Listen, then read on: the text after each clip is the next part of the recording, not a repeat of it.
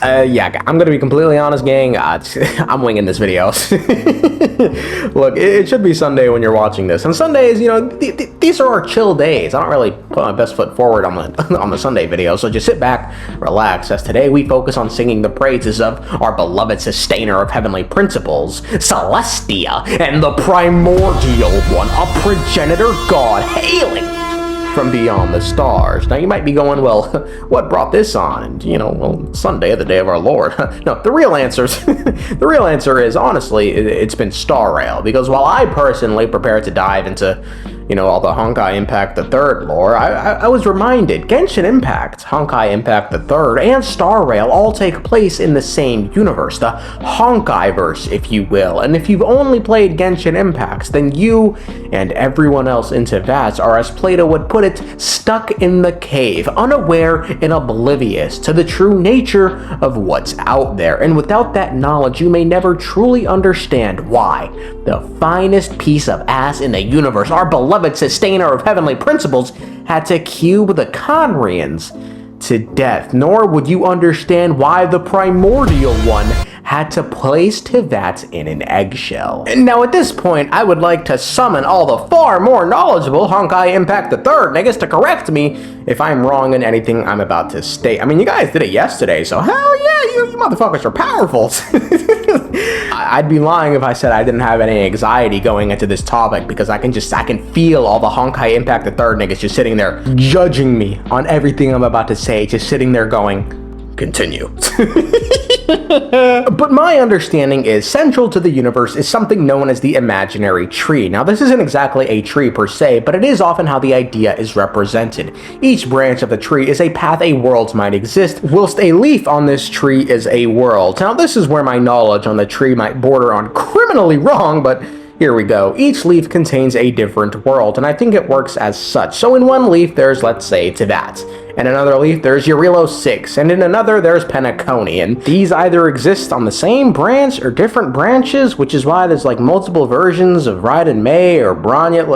This whole shit was so confusing. Look, the point I'm trying to make is everything is connected, okay? The space between the worlds is called the imaginary energy, and in Star Rail, it is revealed who can move through this imaginary energy, as Himiko tells us that, quote, only eons who draw their energy from the imaginary and emanators who are blessed by the eons can travel through the spaces filled with imaginary energy.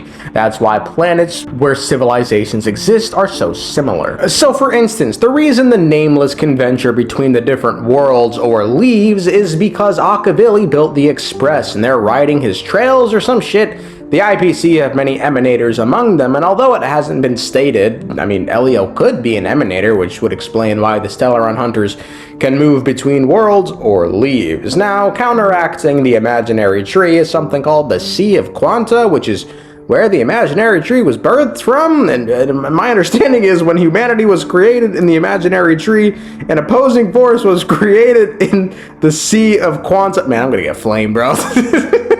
Known as the Honkai, which is a cataclysm that acts as a test meant to weed out the weak worlds, and if your worlds can't defeat it, the world just dies and falls into the Sea of Quanta. I mean, alright, nigga. So I think this is an oversimplified version of the Honkaiverse. Now, I want you to sit back and think for a second. Think back at all the bullshit that exists in the universe. There's Nanook, an Eon who literally just wants to destroy the universe. There's Yao Shur, an Eon who, I mean, I wouldn't argue is evil, but I wouldn't want anywhere near my planet. There's Tazizarinth, who, although dead, destroyed countless worlds, and as a result, the swarm still lingers. And this is all without mentioning that Honkai shit that's literally just attacking different worlds or leaves going, can you survive? So with all that said, the world of Teyvat is lucky, should be more grateful, and should be more pious that they had the Primordial One, a progenitor god hailing from beyond the stars. It came from beyond the stars. So in all its benevolence, in all its compassion, the Primordial One saw all that was going on in the universe, said, fuck that!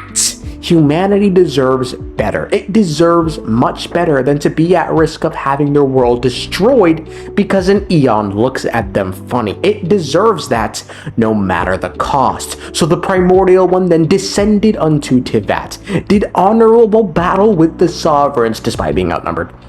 And the Sovereigns had home court advantage. But for humanity, the Primordial One and the Four Shades carried on and emerged victorious. And then Phanes did its most compassionate act yet. It used the eggshell from which it was born and shielded Teyvat off from the rest of the universe, which at first we thought was an act to keep humanity in, but now we know was done to keep everything else out. Quote, realistically speaking, however, if a profound universe full of life exists, why hasn't any of that life made contact with Teyvat? Maybe the universe has been constantly trying to infiltrate Teyvat, or maybe a higher power created borders to protect this world. Putting your feelings for the Primordial One aside, I believe there is someone else who knows the true nature of the universe, someone we all believe to be a good person and benevolent, and it's Alice. Yes, that's right, Klee's mother, the Grand Witch. We know she has been to other worlds, so she no doubt understands what awaits Teyvat in the endless void. Now with that in mind, it's important to once again recall Alice's reasons for always being away. Quote, she returned home briefly, leaving this wind glider behind before leaving once again. Teyvat's borders have grown fragile these past 2 years. Looks like mommy's going to have to get busy. It's interesting, huh, that Alice has taken it upon herself to help strengthen Teyvat's borders because she knows what truly awaits Teyvat if these borders come crashing down. The Primordial One created these borders not to keep humanity in, but to keep the monsters out. It provided humanity with everything it could ever want or need. It didn't ask for worship. It didn't ask for followers. As a matter of fact, most of humanity doesn't even know it exists. All it asks is that humanity is happy, because then it too will be happy. All the heavenly principles ask is that you don't look past them, because beyond them lies an abyss teeming with monsters, primeval entities at best indifferent to humanity and at worst hostile to humanity, and finally an endless void of nothingness. The world of Teyvat is a carefully constructed microcosm designed to protect and nurture humanity, and that's exactly what it's done. So yeah, if some nations want to get all riled up and threaten the sanctity of these borders, then yeah, Celestia will beat you like a bitch. Everything was going great until Conrio was like, yo guys, let's get out of here. What lies beyond the borders?